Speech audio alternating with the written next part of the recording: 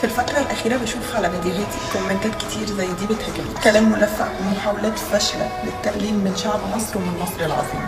وأنا لما هاجي هرد عليكم بأفعالي مش بكلام وخلاص زي ما انتوا بتعملوا.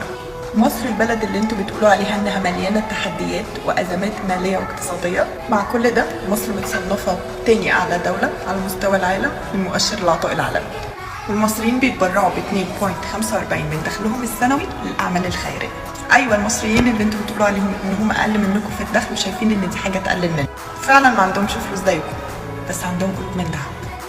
ورغم بقى ان بلدك قويه جدا اقتصاديا ودخل البترول فيها بالمليارات، بس يا فندم نسبه العطاء عندكم 1.13%، يعني حوالي نص اللي بيقدمه المواطن المصري الغلبان، المواطن اللي انتوا المفروض تتعلموا منه معنى الطيبه والحب والعطاء.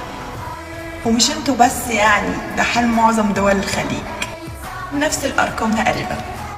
وده مش كلام من عندي، ده تصنيف عالمي تقدروا ترجعوا له وتتاكدوا وتعرفوا مين البلد اللي انا اتكلمت عليها.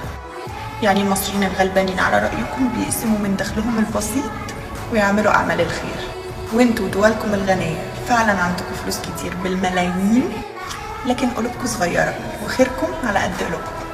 انا مش مستغربه من التصنيف ده مش غريب على مصر.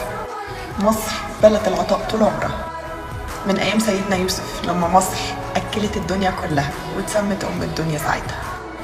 وتواضعها ساعات بيخلي قليلي الاصل يفتكروا ان هم يعرفوا يعلوا عليها، بس الحقيقه حتى اللي عنده اصل ما يعرفش يعلي على ام الدنيا، لان مصر هي الاصل الوحيد وهي اول كتاب اتكتب للبشريه.